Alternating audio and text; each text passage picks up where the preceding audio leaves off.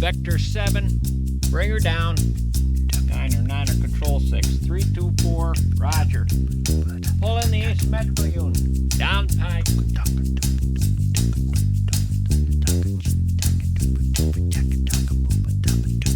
Name's Mischke. Hooty hooty hoo.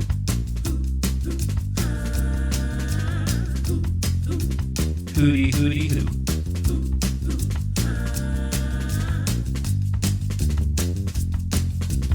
1, 2, 3.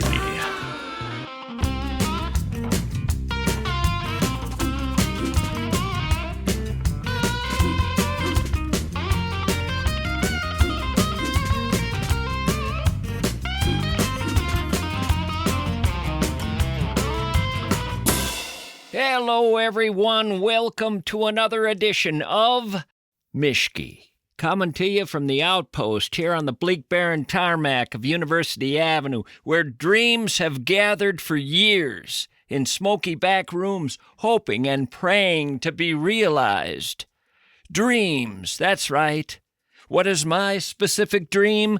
Born in that same back room years ago, my dream is to have words sail from this outpost, finding their way to your ear, winding their way to your heart, settling there comfortably as if resting on a beanbag chair from 1969. I wish for nothing less, my friends. And should my words reach your heart, and should you feel them soothing, comforting, should they fit easily, effortlessly, as if they were made for that inviting little home called your heart, well, my visit to this planet will have been worth it. But should I annoy you, as I have from time to time, should I bother you, then I shall fail and fail miserably, and my existence will have been wasted. The stakes are high, my friends. The stakes are high. Now let's check the news. I thought I heard something about a meteor shower. Hang on a second. Let me check the Vector 7. Meteor shower. Yes, tonight. The Lanoid meteor shower, bringing up to 15 meteors per hour. Well, there's a nighttime show waiting to be enjoyed. All over the country, people will be looking up in the sky, saying, "What is that, a meteor?" No, you moron, that's a meteorite. He doesn't know what he's talking about. That's a meteoroid. That's a meteoroid. You're all wrong. It's an asteroid. That's not accurate, Charlie. There's a comet. It is not a comet. Isn't it just called a shooting star? Shooting star? All over America, mothers and fathers will be having to answer these questions from their children. What's the difference between an asteroid, a comet, a meteorite, a meteoroid, a meteor? Mom and Dad? Shut up, Billy. Just enjoy. We call them lights in the sky, little lights in the sky, that's all. We don't complicate it. It's something up there in space, that's all we know. It didn't come named. The Creator did not name it. Just lights in the sky, Billy. That's what we're going with. If you think of them that way, your life's going to be a lot easier. Because if they had no light, you wouldn't see them, Billy. So if you see them, they have light, and we just call them lights in the sky. Okay, Billy? You stare down from some hilltop to the city and see the city lights. You don't ask that they be parsed out, huh, do you? You stare down at the city and you say, "There are the city lights." You don't say, "Wait, which one's a headlight? Which one's a street light? Which one's a porch light?" They're lights, city lights. Let's not define anything any more than that. Life is complicated enough. I mean, do you call them pancakes? Do you call them flapjacks? Do you call them hotcakes? What? Does it matter? Food. How about just food? Gym shoes, tennis shoes, Air Jordans, sneakers. I get tired of it all. Shoes. Keep life simple, Billy, best you can. As you grow up, try to keep life simple. Is it a lollipop? Is it a sucker? Do you care? Tastes good, doesn't it? Leave it at that. Is it a traffic circle? Is it a roundabout? Shut up! You're driving down the road. Enjoy it. You'll drive yourself mad with all the jargon, kiddo. That's the sky up there, and those are some lights. Watch them. Smile. Feel a sense of wonder. I don't want to hear so many questions. I didn't have kids to answer questions. I had kids to help me when I'm older putting on my diapers. Mischke, where you going with the program? What's the plan to get through the next 45 minutes? You know how we're going to get through this show? I'll tell you how we're going to make it. We're going to make it with persistence and determination. Remember what Calvin Coolidge said. Old Cal, the double C. Nothing in this world can take the place of persistence. Talent will not. Nothing's more common than unsuccessful men with talent. Genius will not. Unrewarded genius is as common as dust. Education won't. The world is full of educated derelicts. Persistence and determination alone are omnipotent.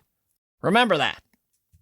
Persistence and determination. That's all you need to make your best creation is persistence and determination. Everything else is secondary, Larry.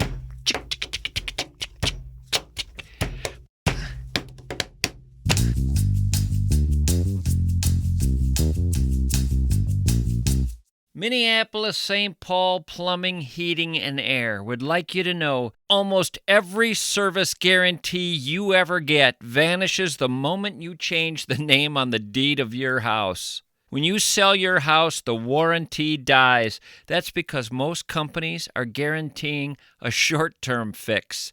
You sell your house, okay, that's over with. That's not guaranteeing the integrity of the work. That's playing a game. At Minneapolis St. Paul Plumbing, Heating, and Air, they operate on a different timeline. When they install or service your home's critical systems, they offer a quality of work so profound they put it in writing for the next owner of your house. Their warranty is transferable. When you choose MSP, you're not just ensuring your immediate comfort, you're upgrading the underlying value of your property. Choose the company that invests in the long-term value of your home. Choose MSP. Hey, pick up your phone, call your bank, listen to the music they play. That's kind of fun, isn't it? That music is the sound of your bank, talking only to itself. It's a freaking echo chamber, a massive system where your money is just a digital whisper and your questions are automated input. That's banking today, folks. North American Banking Company is not built for the noise. They're built for the conversation with you. They exist outside the financial bureaucracy. They're a community bank with 6 Twin Cities locations. Their decisions are made by people who live here, not people reading some national algorithm. For North American Banking Company, you are the future of a neighborhood. That loan you need for your small business, the mortgage for your family, these aren't transactions. They're pivotal life decisions. North American Banking Company gets that. Your financial goals deserve a human ear. North American Banking Company. Member FDIC, Equal Housing Lender.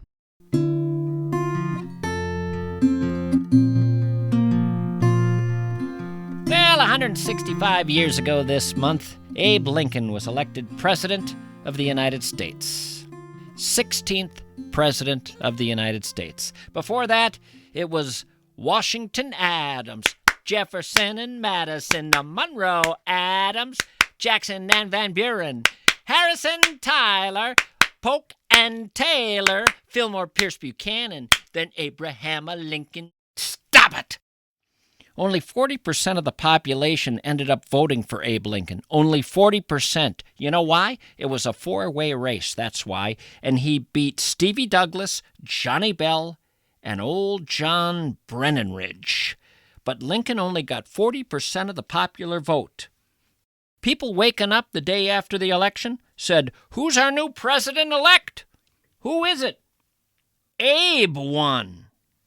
Abe? The big guy? Wonder what kind of a president he'll be. Well, I'll tell you, I have an old friend named Festus. He sells wood in Chaunceytown. He says Abe is gonna be decent. Possibly the greatest president in the history of our nation.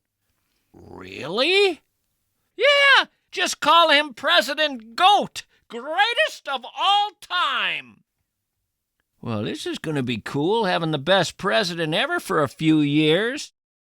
Well, yes and no. The good news is we get to experience the best president ever. The bad news is you'll need to be grabbing your rifle and bayonet and spending the next 4 years ramming that thing into other human beings, as other human beings try to ram their bayonet into you. Well, I hope the people ramming their bayonets into me will at least speak English. They're not only going to speak English, they're going to be your fellow countrymen. Might even be your cousins, in some cases even your brothers. Well, that's kind of nice. That's going to be the fun of the Civil War. We get to be killed by the good guys. So there's a silver lining in the 700,000 who will be killed. Not 70,000, 700,000. 700,000. It's going to be a 4-year bloodbath of unimaginable proportions. But you say the war will last only 4 years? Maybe this Abe guy will get a second term, and we can enjoy his presidency then, when the war's over, when I'm not killing my fellow countrymen. He does get another term. The sad news is he'll serve only 6 weeks of that term. At which point, another English-speaking guy, another American, will put a bullet in his head while he's enjoying a play with his wife. This country is freaking nuts!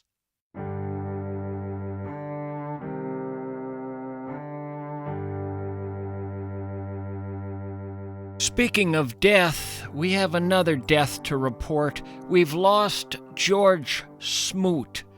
He was an American physicist and Nobel laureate who's one of the key figures responsible for coming up with the Big Bang Theory, providing evidence of what he called the primordial seeds that grew into galaxies that resulted ultimately in me talking to you right now. George Smoot came up with his Big Bang business way back in the 1970s.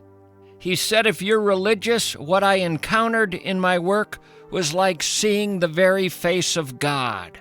Suddenly it was right there, the Big Bang. Kaboom, kablooey, a kapow, pow. The story made its way to the New York Times under the headline, Scientists Report Profound Insight on How Time Began. And there was theoretical physicist Stephen Hawking saying, this is the greatest discovery of the century, if not of all time. Way to go, Smootenheimer, Hawking said. George Smoot, dead at the age of 80. The Vatican today accepts the Big Bang Theory. It's a valid explanation of how the universe began. Faith explains why it exists. So the Smootenheimer was not in conflict with the Pope. But I would have liked to have been there when the Smootster first figured out that this whole damn thing started with a Big Bang, and that what blew up was so ridiculously small it might not have even been able to be seen with a microscope should one have been around back then. When he came down for breakfast the next morning, he must have had a tough time explaining this to his wife. This can't be right. It just can't be right. What is it, honey? Well, I'm just doing the work on the early days of the universe, trying to figure out where the heck it all started. And man, I don't know, I'm just struggling with this. Oh, who cares where it all began, honey? Just enjoy it. Well, sweetie, this is what I do for a living. I'm tasked with finding out how it all started. Oh, I know, honey, but some days I think, wouldn't you just rather work at a tire store? A tire store? My God, sweetheart, I'm a physicist. I know. But whenever I talk to the other ladies, they always ask what you do, and it's so embarrassing. I don't know what to say. I have to explain how you're trying to figure out where it all began, how it all came to be. They all say the same thing. They just say, who cares? Well, sweetheart, I'm sorry, but your lady friends are idiots. Now, honey, if you wouldn't mind grabbing me a cup of coffee, I got to sit with these numbers a little longer. Let's see what we have here. 14.773 divided by 0.0096. Carry the 3. This can't be right. It just can't be right. What's bothering you, George? Honey, I've been up all night and I think I found the answer to where it all began, but man, it's going to be a tough sell at the office today with the other fellas. Well, try it out on me, sweetheart. I'll see what I think. That might be a good test. Okay, honey, that's a good idea, sure. I'll see what you think here. Okay, as you look out into our backyard, sweetheart, look out on the backyard there. You see the grass, see the lilac tree there, the alley. You see the cars going by out on the street. You see the kids waiting for the school bus way down the block. The birds overhead, do you see them? Do you see the clouds? Can you see the sunlight coming up over the trees there? If you think of all that, plus the trillions of stars and planets and everything that ever was, it all used to be packed into a little space far smaller than an atom, infinitely small, actually, and infinitely dense. Just the tiniest, tiniest, tiniest, tiniest little speck, millions and millions and millions of times smaller than a pinhead, and all of it one day just went kaboom. Just one day it went kaboom, you know what I'm saying? Boom! And here suddenly we are 14 billion years later, and there's people getting ready to go to the ball game, and some people are barbecuing with the Kreitzmans. That's what you're going to tell your staff? That's what you're going to tell people at work today? Yeah, that's what I came up with. I checked it several times over. It always comes out the same way. You sure you have numbers to back this up? I mean, you're going to need some numbers. Without numbers, George, you might as well slip into a little song and dance number. If they think this is more of a party gag, they'll be more understanding. But if you try to sell this as legit... Darlene, are you saying I shouldn't pass this along? That's right, George. I think you should come up with something else. Just say there was a large cosmic stork. It dropped the universe from a golden beak when ordered to by a strange, mysterious force called Ben. Gentle Ben, maybe. We'll never understand why Gentle Ben wanted it, but it did. Later on at the office, there George was, saying, "Fellas, once upon a time, a long, long, long time ago, there was this tiny, infinitesimally small dot, infinitely dense, millions and millions and billions and trillions of times smaller than a pinhead, just this piece of nothing, almost nothing, and she blew. She blew. She blew. Something happened, and she blew. And I mean, man, every single thing was created. All of it, all of it, all of it, all of it. And here we are, gentlemen, here we are. Last night, 2 a.m., I saw the face of God, and the numbers back it up. Just to cover my ass, though, I brought a top hat, a coat with tails, and I'm going to do a song and dance. Blah-da-da-da-da-da. Ring-a-ding-ding and a clang-clang-clang, gonna tell you about the old Big Bang and the boom-boom here and the boom-boom there. Suddenly we have everywhere. Time and space, it came along. I checked the numbers. I'm not wrong. Time and space, it came along. He checked the numbers. He's not wrong. And the boom-boom here and the boom-boom there. Suddenly we have everywhere.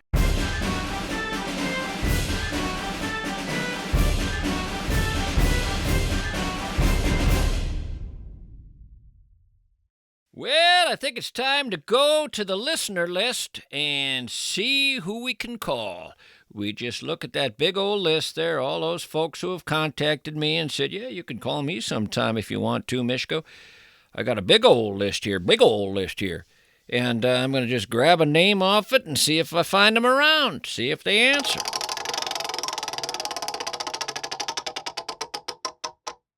It's always good to talk to people.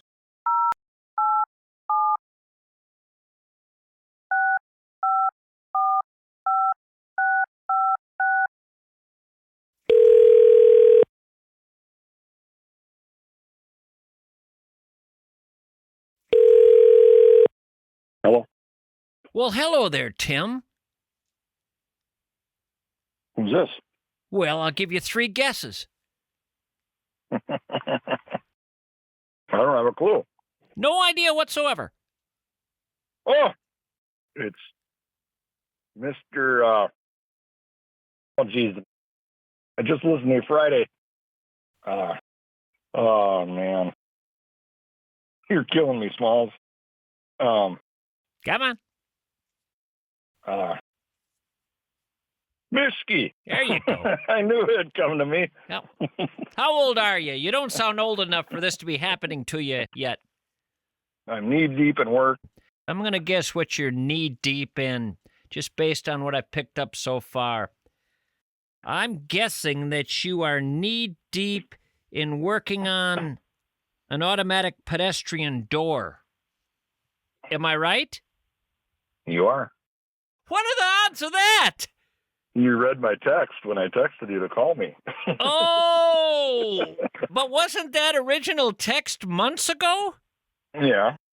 I'm kind of the opposite of you. You can't remember my name from Friday. I remember from several months ago that you're an automatic pedestrian door technician, a job I've never heard of. Yeah. Who has heard of that? You think there's a kid in America at Show and Tell who says, I want to tell you about my dad, the automatic pedestrian door technician? What? How long you been doing that? This is my 25th year. Wow, you must be the master of those SOBs. Is there anything about them you don't understand? You know, if I got enough time to dig into it, I'll figure it out. But there's just so many different models and manufacturers and how they wire it. And When did they first come along? as soon as they had electricity, probably. I don't think we had automatic pedestrian doors in the 19th century, and yet we had electricity. Yeah, that might have been pushing it. So what got you Probably. interested in automatic pedestrian doors? I needed a job, and the boss hired me. What were you wanting to do prior to that? What was your dream? What were you hoping for? I always wanted to work with my hands. But you didn't want to get your fingernails dirty. I get them dirty. Oh, I don't mind that. okay. So you What? always wanted to work with your hands, and one day this guy says, how'd you like to be an automatic pedestrian door technician? And you said, wait a minute, is there enough work there?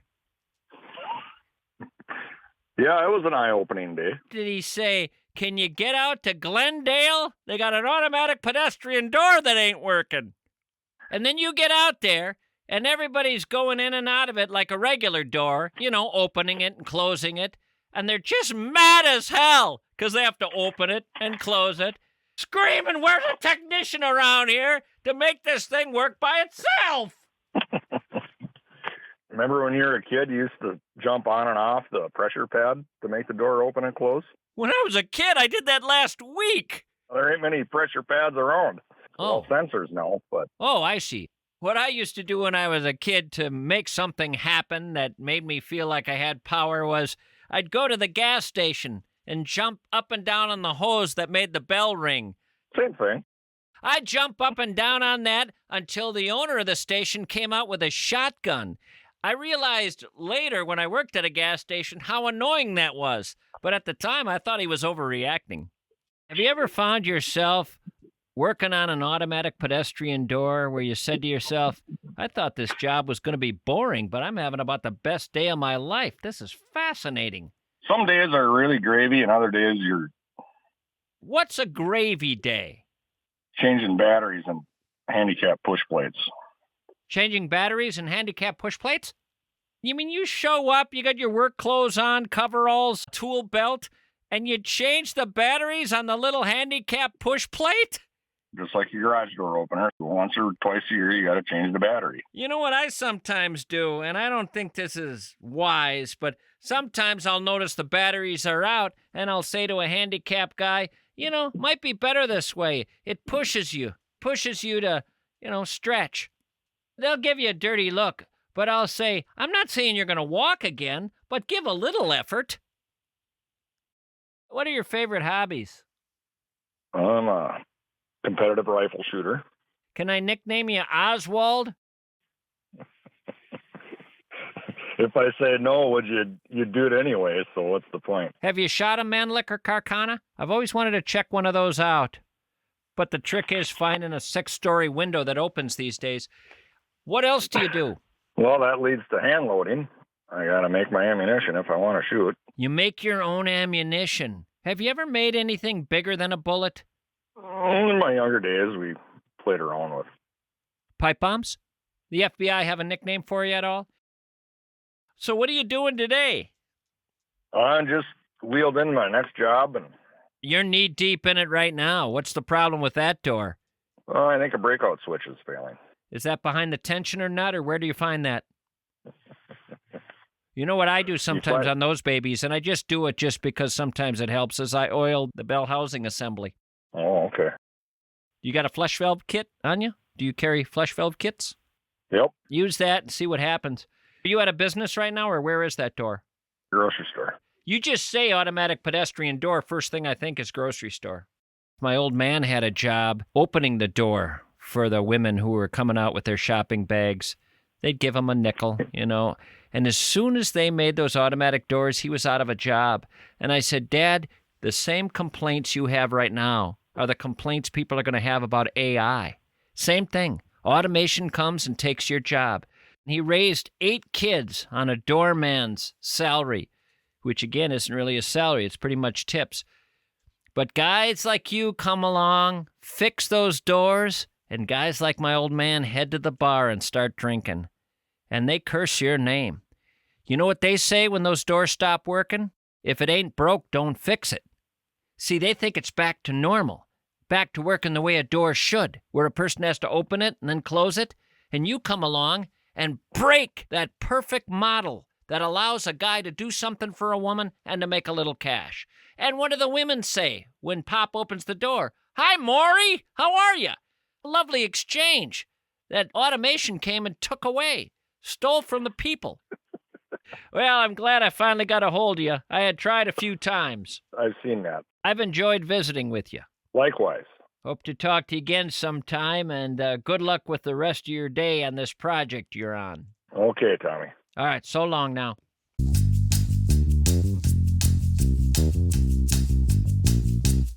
Let's be honest about buying a new car. You kind of hate it. All the options, the counter offers, the small print. It's an exercise in exhaustion sometimes. You need a solution that's simple, that's decisive. You need to outsource the entire headache. Fury Motors is not a dealership. It's a single unified acquisition team. They have been in the business since 1963, and they don't just sell vehicles. They eliminate complexity. You're not going to Waconia for a Ford, Forest Lake for a Buick and GMC, Stillwater and South St. Paul for a Chrysler, Dodge, or Jeep. You're going to Fury. Fury. One name, one reputation, one approach. You tell them the mission, new or used, truck or sedan, what make and model. They execute. They handle the trade. They source the exact vehicle. They structure the financing. Stop spending weekends wading through options. Fury Motors will take your automotive problem and turn it into a done deal. Learn more at FuryMotors.com. Did you rebalance your synthetic dividend lock before the close of the cubic tax vortex? Because if your algorithmic microcap isn't properly hedged against the rising tide of quantified yogurt futures, then your entire retirement structure could suffer a catastrophic portfolio spillage. Stop! That's what modern investing sounds like. It's a frantic, confusing, self-important mess. Well, for 40 years, Josh Arnold has been doing one thing, helping real people build real retirement security without the glossary, without the nonsense, without the panic. He doesn't speak in riddles. He speaks in results. Josh Arnold wants you to call him. He's going to give you 48 minutes free on the phone. 48 minutes is a lot of time to get a sense of the man, to get a sense of what he can do for you. It doesn't cost you anything. 952-925-5608. Investment services offered by Josh Arnold Investment Consultant LLC, a security and investment advisor. Past performance is no guarantee of future results. All investments involve risk. Tommy Mischke is a paid endorser.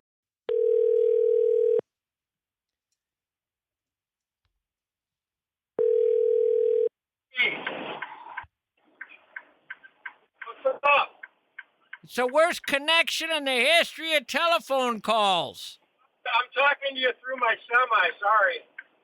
Through a semi? How are you talking to me through a semi? Hang on a minute. Sounds like you're in the bottom of a coffee can with a fan on. That's what my wife says. But doesn't she say that when you're making love? Hello? There we go. Are we going to have to start the call over? Where are you? Brooklyn Park. Why would you ever go there? There's nothing there. Walmart. That's what I mean. Nothing. Walmart? The nothing that has come to this planet is Walmart. Are you unloading a truck at Walmart? I drive one that says Kemp's. Kemp's? Yeah. It's the cows. I always thought that was a great tagline. It's the cows. Dairy products that make the journey from family farms to family tables. I guess if you're single, you don't get to enjoy any of it. It started with company founder Billy Kemp's and the principles he learned from his mom and dad on their 80-acre farm in the late 19th century. Billy and Walter Lathrop joined together to form the Lathrop Kemp's Ice Cream Company in Minneapolis, the birthplace of Kemp's. The ice cream company was sold to its St. Paul competitor in 1924, the Crescent Creamery. What? Oh, Mischke, this is terrible. I can't hear you now. I'm not talking. Oh, okay. They're still living by the same values and delivering the same high-quality dairy products as Billy Kemp's did when the company was first founded. It's the cows! They're different from other cows. Other cows are diseased, filled with pesticides and pestilence, and they're just pests. Ours is the best. Did you ever just break into a gallon and have some? What's in the truck right now? I can't. I'm lactose intolerant. That's what you call irony.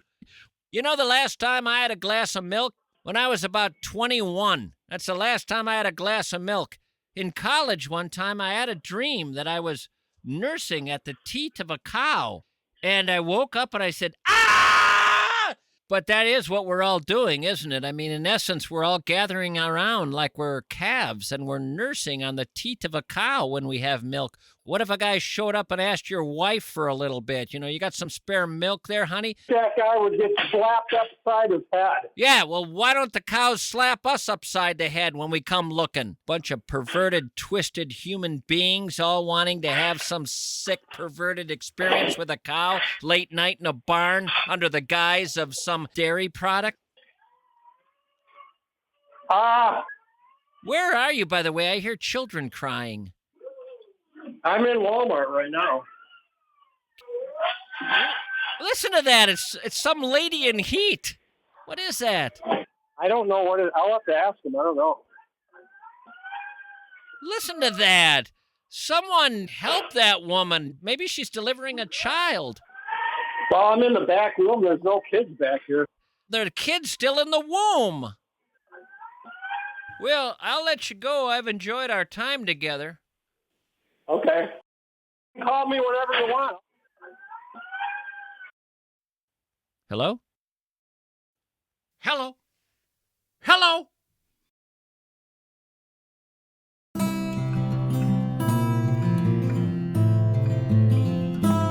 Dear Abby, what did they write today? Dear Abby, what did you have to say?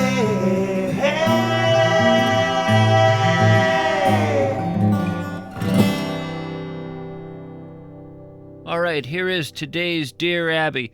And I do find it extraordinary that in this day and age we can still find the Dear Abby column. Obviously, this is Abigail Van Buren's daughter, but the fact that we still have advice columns intrigues me. This one is perhaps one of the more boring letters ever to be sent in the history of the column. Dear Abby, I often see ads about stopping smoking. I'd like to share my story of success in overcoming this filthy habit in the hopes that it may help someone else. Abby, I smoked 4 packs of non-filtered cigarettes every day. At the age of 37, I knew I wanted to quit. I set a goal to stop, and I stopped cold turkey. I'm almost 86 now and have had no desire to smoke ever since that day. People out there, be brave, be strong, and follow through. Abby, I hope this will help someone else to live long. Signed, Free in West Virginia. You have got to be kidding me. How did that letter get printed? How did that get picked? Are you down to just getting 1 or 2 letters a week? What possibly could you pass along in response to that letter? Dear Free, that's your big story? That's your piece of insight for smokers? In essence, you smoked and then you quit? That's it? That's your story? Do you think there's a smoker in America who doesn't know people do that? I think every smoker knows that many smokers no longer smoke. I don't think this is a news bulletin, fella. And as for your innovative approach, let's see, you just quit one day.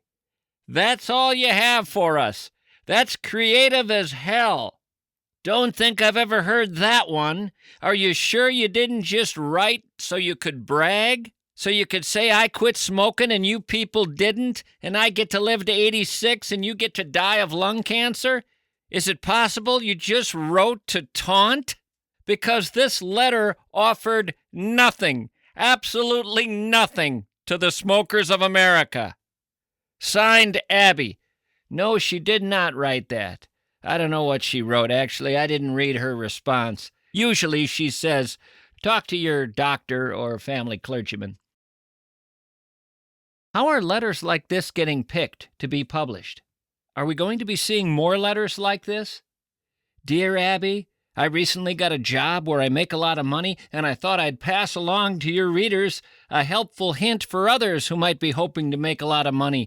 What I did, Abby, was I got a job that paid very, very, very well. That's how I ended up making boatloads of money, Abby. Way more than I need, really. Please tell your readers, living paycheck to paycheck, that they're idiots. There's money out there to be made, and if they don't know how to choose a job that pays very well, they should just make sure they remain a nursing infant in their mother's arms for the rest of their lives. Signed, Fed Up. Dear Fed Up, it's very difficult to stay a nursing infant for one's entire life. Growing up just sort of happens. There's really nothing we can do about it.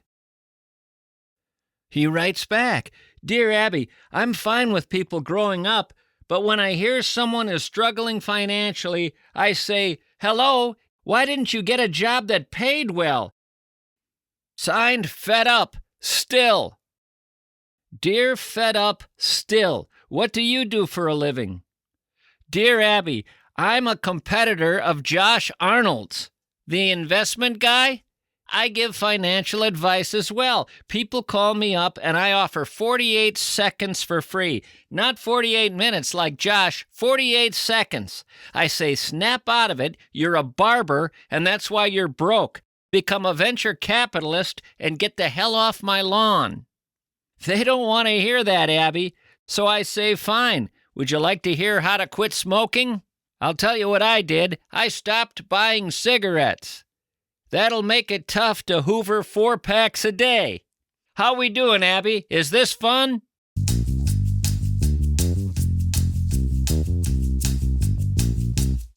Look around. We live in the age of the copycats. The age of this is identical to that. You see it in the optical world. The same 10 plastic frame shapes copied over and over again. When you wear eyewear, every single day it should be a statement, not a compromise. I think right now the statement whispering your way is spectacle shop, where they believe vision demands originality. And your face does as well. They've been named Minnesota's best eyewear shop for the past 5 years running. That doesn't happen with generic inventory. They have eye doctors on staff to handle the necessities, but they exist for the art. It's not what the mall sells. It's what the artists wear. Stop settling for the frame that is just okay. Come get a frame that defines you. Spectacle Shop, 4 Twin Cities locations. You're dealing with a loved one with dementia, Alzheimer's, a grandparent, a parent, a spouse. You're fielding the confusion, managing the frustration, absorbing the guilt. When you signed up for this relationship, you thought you were signing up for love. You didn't think you'd be signing up to be a 24-hour medical supervisor. You're reaching your limit. That's not failure. That's being a human being. You need to step out of the constant draining role of caregiver and step back into the role of family. Let the Welshire help you do that. The Welshire Memory Care Center. They're not an expensive babysitter. They're an elite professional team built specifically for the complex challenges of Alzheimer's and dementia. They handle the 3 a.m. confusion, the daily logistics, the clinical nuance with expertise, and they free you. They free you to just love. When the burden of management is lifted, your ability to love is restored. Stop being the exhausted monitor. Start being the joyful presence again. Welshire Memory Care, Bloomington and Medina.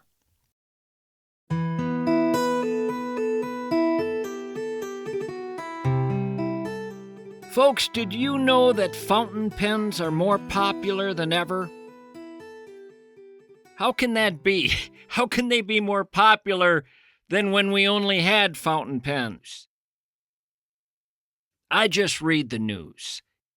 It says they're more popular than ever. But fountain pen purists are fuming. They're fuming because Chinese knockoffs are flooding the market, shaking up the community of fountain pen enthusiasts, those still devoted to this old-timey instrument. Ballpoint pens, of course, are significantly cheaper and more practical and more common. Fountain pens are not as convenient for your quick notes or for use on every kind of paper. They can be more fragile, more prone to leaking, more prone to smudging. Fountain pens require more maintenance, including refilling and cleaning and care, which many people don't have the time or the desire to do. Some inks take longer to dry or they bleed through the paper, and yet fountain pens are more popular than ever. But fountain pen purists, I don't know if you've met any. There's a church in my neighborhood that is the Church of the Fountain Pen Purists. You can find all sorts of them there on Sundays. They are fuming. These Chinese knockoffs are flooding the market, and it's upsetting them. They're cheap. They're lousy facsimiles of the traditional fountain pen.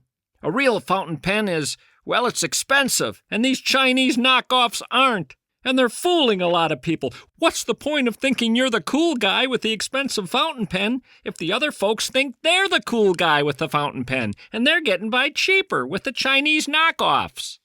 Cheap replicas are flooding the market. Rankling fans of a product long known for steep prices and a user base dominated by royalty, big-time politicians, wealthy elites. There's a Reddit group dedicated to fountain pens that has doubled over the last 5 years to about 370,000 users. But now China has muscled into the mix, and they're gumming up the works. They're mucking things up. They're ruining a cool thing. Damn it, you Chinese! I've never said that before. Damn it, you Chinese!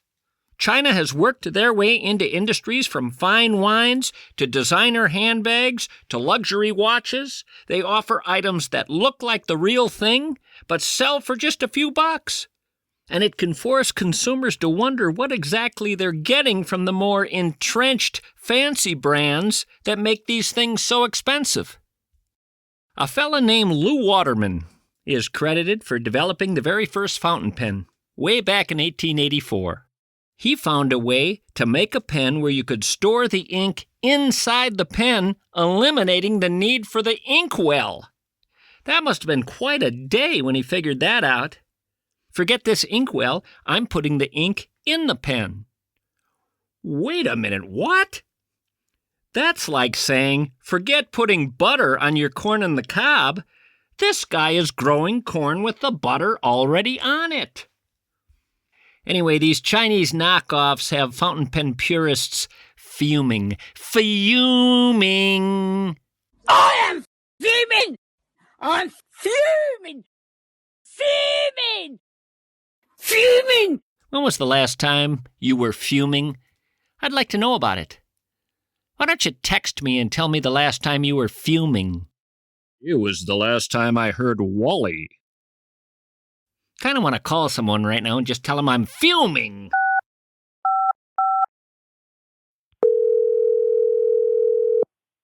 Directory assistance. What city and state? I am fuming. Please speak up. Do not talk to me like I am a child. Is this a business?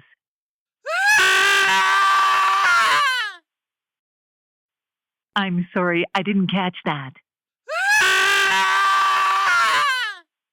I'm sorry, but I'm having trouble hearing you. How can you possibly have trouble hearing this?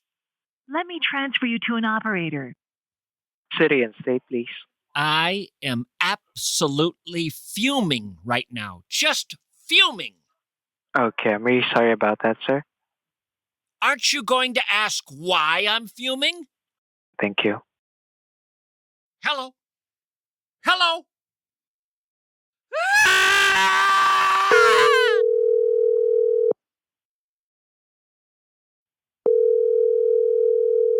Hello? I am fuming. What's wrong, Mischke? I am absolutely fuming. What did I do? How many calls have I made to you over the months? Many. I've called you many times.